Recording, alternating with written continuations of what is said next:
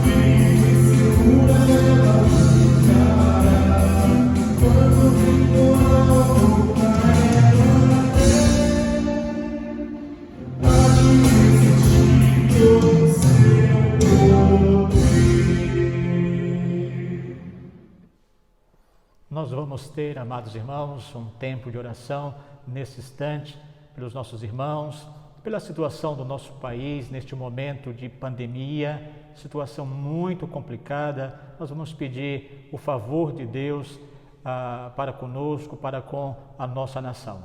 Oremos então.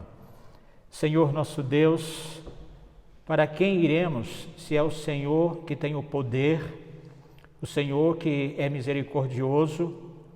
Aqui estamos, ó Deus, para pedir que o Senhor, na sua imensa bondade e graça, possa abençoar a todos os irmãos da nossa igreja e outros irmãos que estão nos vendo e ouvindo agora.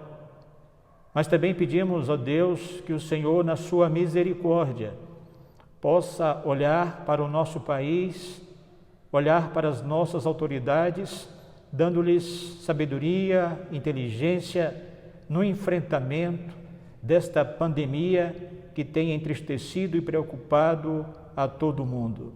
Senhor Deus, nós pedimos especialmente por aqueles que trabalham à frente nos hospitais, médicos, enfermeiros, e outros trabalhadores da saúde. Pedimos também pelos idosos, pelas pessoas que estão no grupo de risco. Ó Senhor Deus, pedimos que o Senhor venha protegê-los, que o Senhor venha guardá-los e que o Senhor, na sua bondade e graça, permita que os cientistas possam achar uma vacina, um remédio que seja eficaz no tratamento desta doença. Entendemos que tudo isso que está acontecendo é debaixo da permissão do Senhor. Não entendemos tudo, mas aceitamos a soberania do Senhor sobre este universo.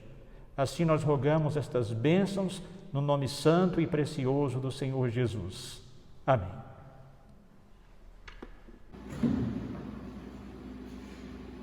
Irmãos, o próximo momento que nós vamos entoar ao nosso Deus é o Aclame ao Senhor. Aclame ao nosso Deus, junto com a sua família no seu lugar.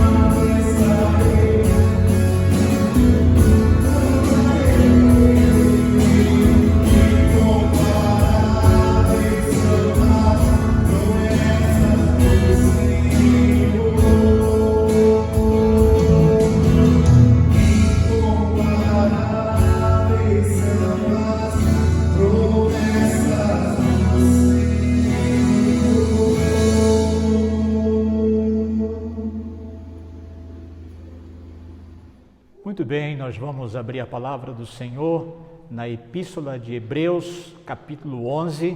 Faremos a leitura a partir do verso 23 e leremos até o versículo 29. Hebreus 11, do 23 ao 29.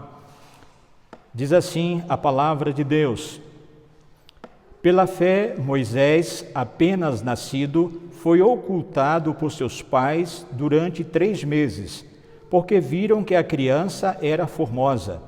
Também não ficaram amedrontados pelo decreto do rei.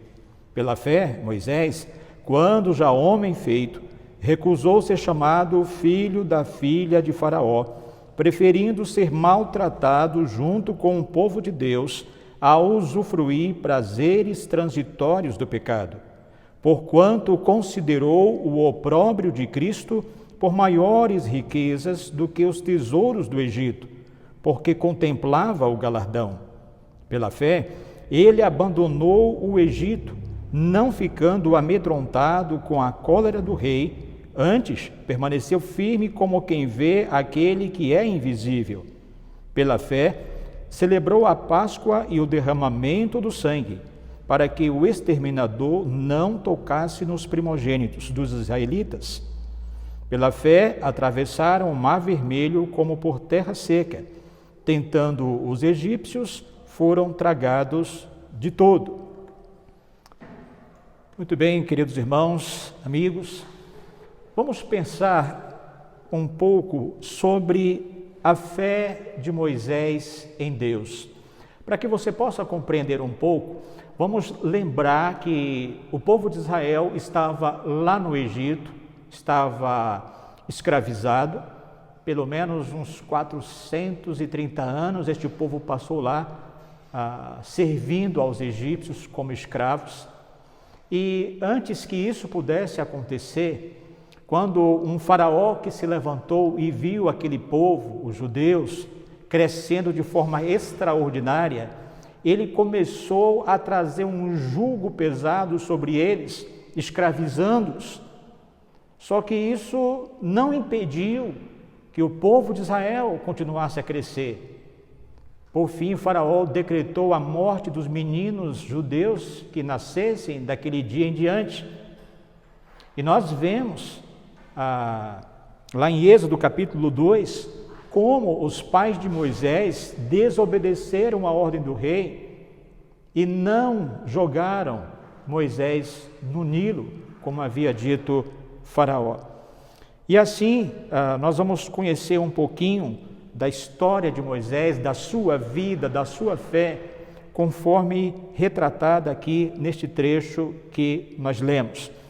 Para os irmãos se situarem, os irmãos e amigos, aqui em Hebreus capítulo 11, o verso 1 diz assim: ora, a fé é a certeza de coisas que se esperam, a convicção de fatos que se não veem. Fé é confiança naquilo que não se vê. Mas fé não é apenas isso. Fé tem a ver com segurança, com fundamento, com garantia. E aqui no capítulo 11 nós temos vários servos de Deus relacionados como pessoas de fé. Alguns foram vitoriosos, fizeram grandes coisas, outros não. Mas todos tinham a sua fé em Deus. E neste caso aqui, nós estamos vendo Moisés. E vamos então pensar um pouquinho, amados, tentar aprender algumas lições aqui com a vida de fé que Moisés tinha em Deus. Olhem primeiramente aí o versículo 24, que diz assim: pela fé, Moisés, quando já homem feito, recusou ser chamado filho da filha de Faraó. Qual é a lição que nós aprendemos aqui a respeito de fé através da vida de Moisés, do seu exemplo?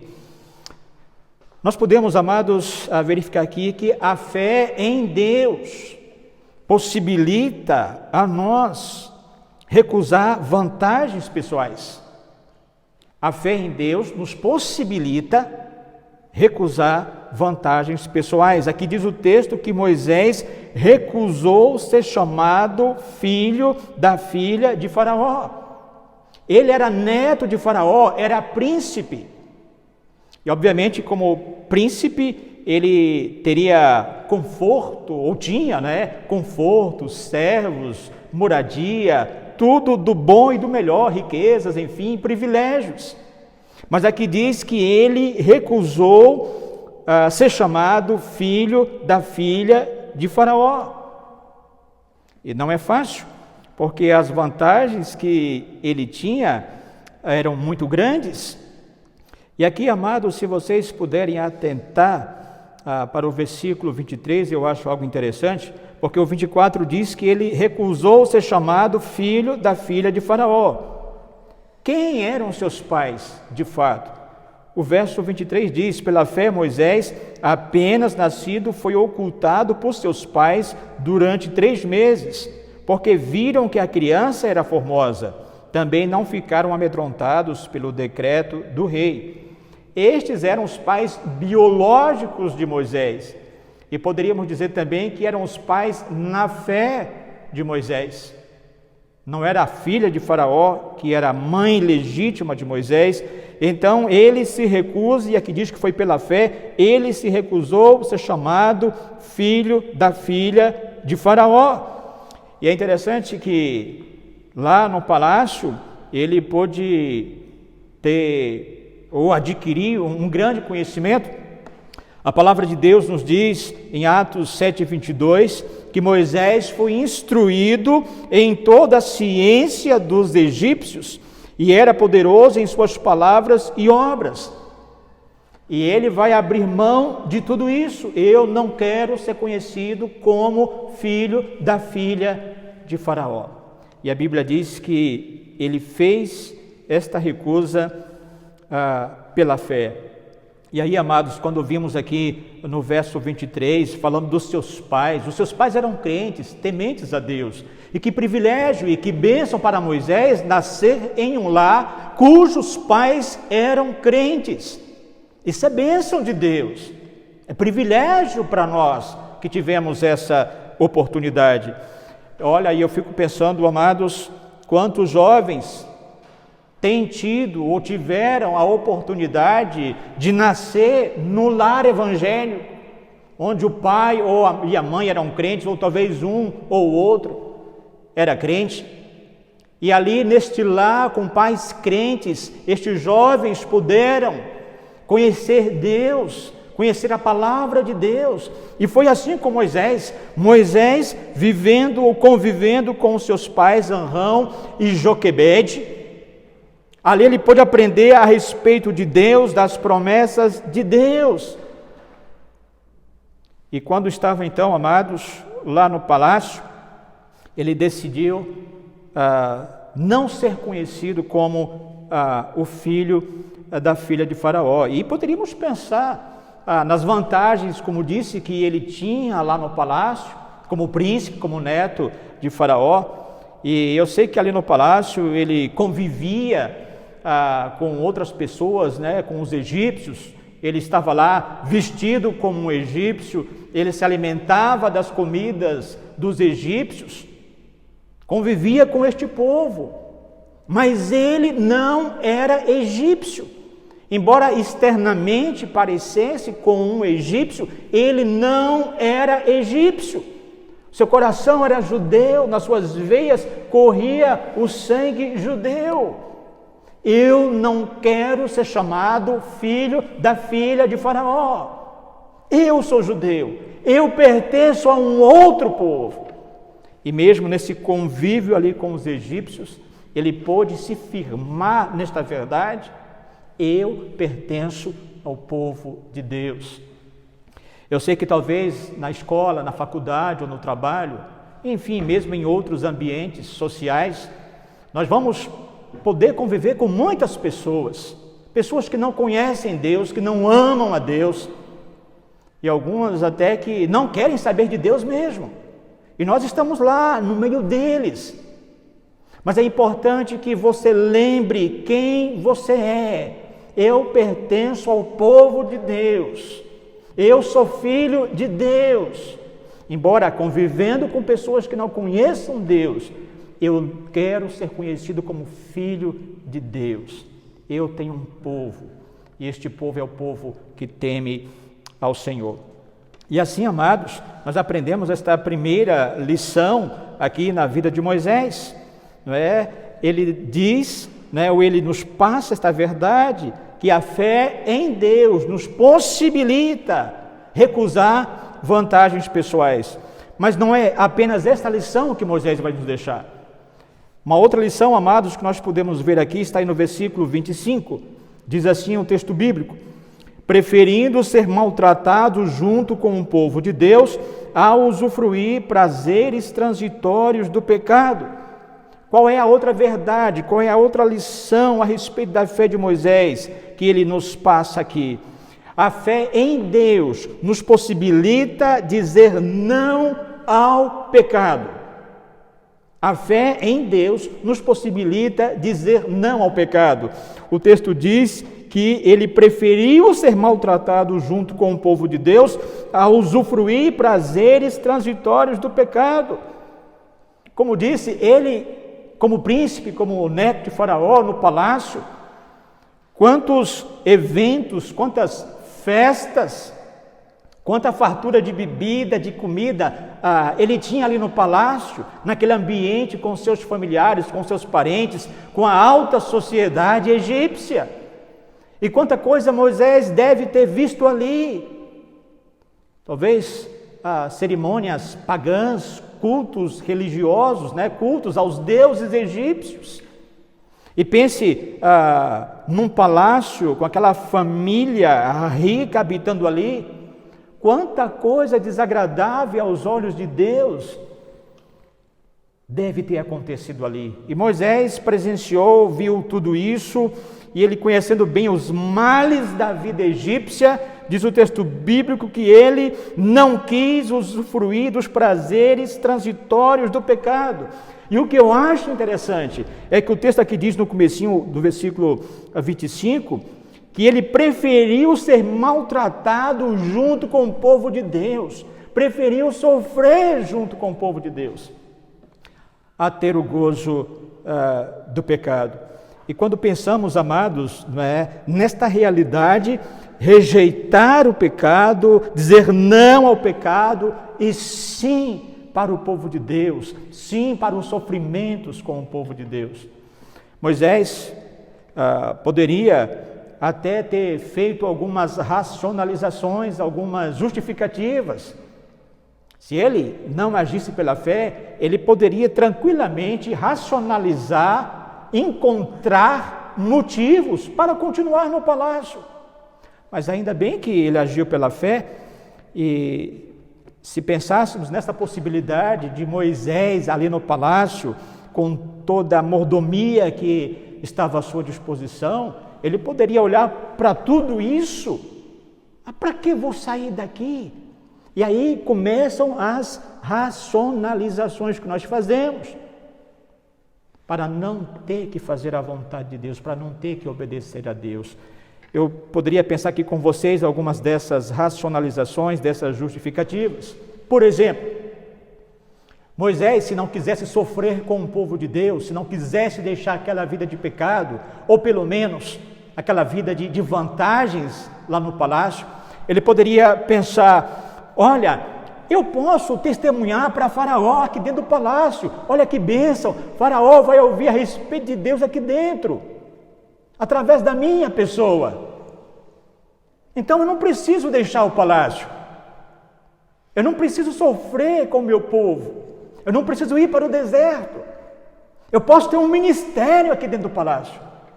Só que Moisés não olhou por esse lado. Talvez uma outra justificativa, Moisés poderia dizer: olha, eu preciso ser grato à minha mãe adotiva, afinal estava lá no rio Nilo quase que morrendo, e foi ela quem me salvou. Eu não posso cuspir no prato em que comi. Então, ficando aqui no palácio, eu vou demonstrar gratidão para com a minha mãe, que me tirou das águas. Mais uma racionalização, mais uma justificativa para não fazer a vontade de Deus. Ou talvez Moisés poderia dizer: ficando aqui no palácio, eu posso interceder junto a Faraó pelo meu povo. Olha que beleza! Estou pertinho de Faraó, eu posso pedir pelos judeus. Mais uma racionalização. Ou talvez ele pudesse pensar: quem sabe um dia eu vou me tornar rei nesta nação, eu vou me tornar um faraó, e aí eu vou fazer um decreto para libertar o meu povo. Ou talvez ele pudesse pensar: ficando aqui no palácio, como príncipe, com tantas vantagens, com comida, com fartura, com riquezas. Eu posso ajudar minha mãe e meu pai que estão lá vivendo como escravos. Eu posso ajudar os meus irmãos. Todo mês eu posso mandar um dinheirinho para eles. E assim nós poderíamos encontrar muitas justificativas para ficar no palácio e não fazer a vontade de Deus. Nós somos assim. Nós procuramos arrumar desculpas para apaziguar nossa consciência, para que possamos rejeitar a vontade de Deus e lá no fundo fazer as nossas próprias vontades. O nosso coração é assim, é terrível. E quando a gente olha aqui, amados, para este verso 25, quando diz que Moisés preferiu ser maltratado junto com o povo de Deus, olha, é algo que me impressiona. Porque alguém que tinha terra, sombra e água fresca, decide deixar estas vantagens, esses benefícios, para viver no deserto com o seu povo. Isso é loucura. Só pela fé alguém pode fazer isto. Isso não é algo normal, não é algo natural, tem que ser pela fé. Nós conhecemos a história do povo de Israel quando andava pelo deserto. Quantas vezes o povo de Israel quis voltar para a terra do Egito. E nós vamos lembrar que este povo foi escravo por mais de 400 anos. Vida de escravidão, de sofrimento, de dor, de angústia, de morte. Mas em muitos momentos, lá na frente, lá no deserto, quiseram voltar. Você pode ver isso depois, lá em Números capítulo 14, verso 1. Do verso 1 ao verso 4. Quando os espias trouxeram um relatório a respeito da terra prometida, eles desanimaram os judeus, o povo de Israel se desanimou e não queria seguir em frente, ou que morresse no deserto, ou que então voltasse para o Egito. E eles até disseram: vamos levantar um capitão e vamos voltar para o Egito. Isto porque eles foram escravos. Agora pense em Moisés. Teve de tudo lá no palácio, uma vida cheia de regalias, mas nunca Moisés se arrependeu de ter deixado o palácio, de ter deixado o Egito.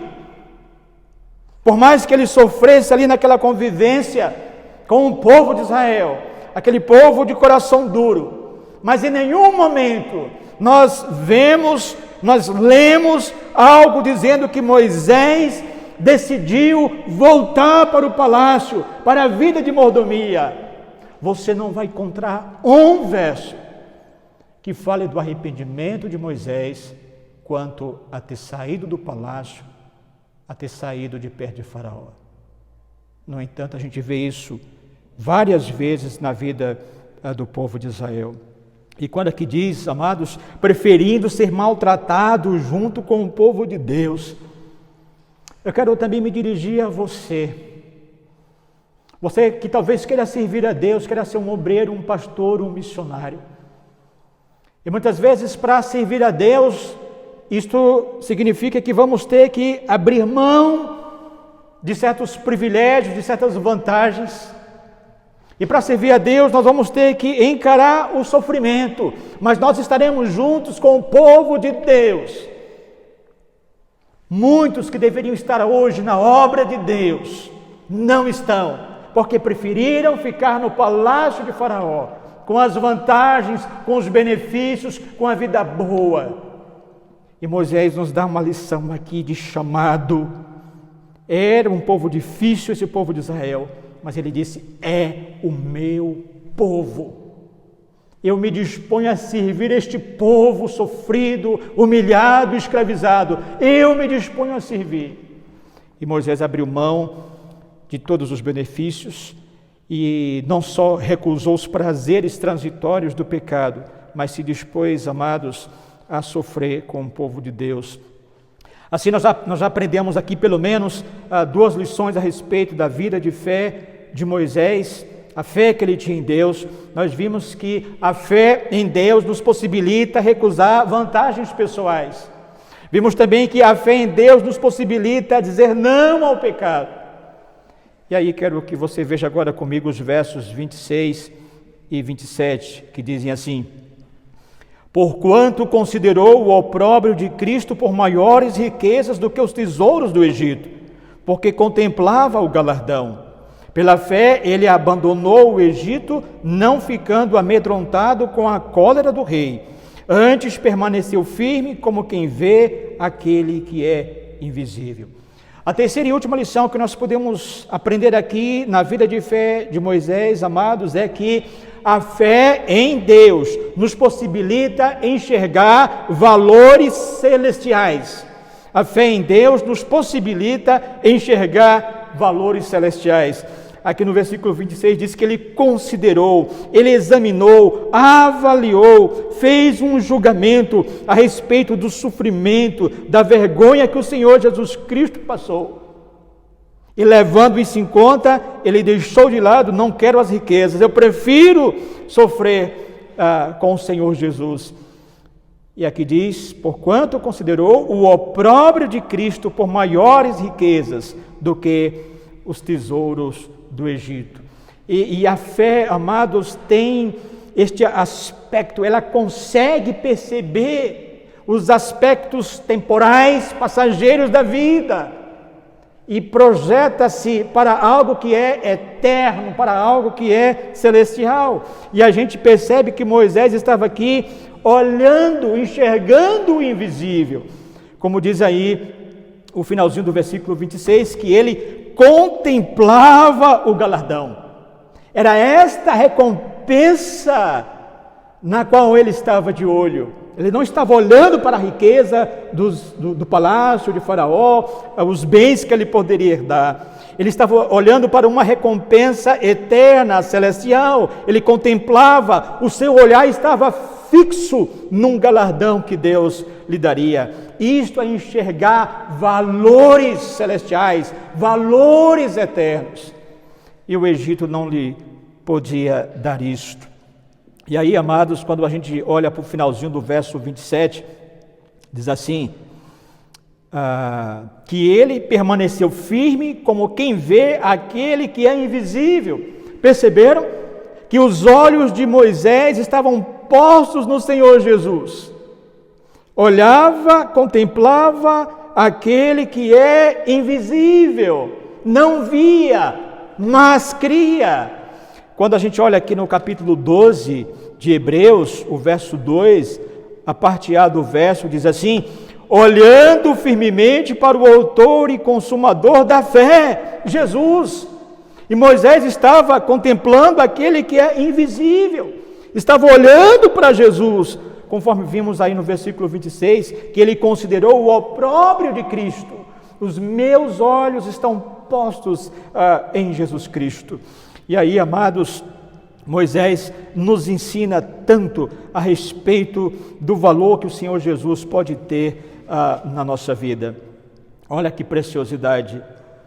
Permaneceu firme como quem vê aquele que é invisível. E aí, amados, olhando para essas lições que nós temos aqui na vida de fé de Moisés, só poderíamos lembrar então essas três. Eu sei que há outras também. Se vocês olharem aí para o verso 28 e 29, fala que foi pela fé que a Páscoa foi celebrada, a Páscoa na qual houve o derramamento de sangue, apontando para a morte do Senhor Jesus Cristo. Diz também que pela fé Moisés e o povo de Israel atravessaram o mar vermelho. Isto é fé.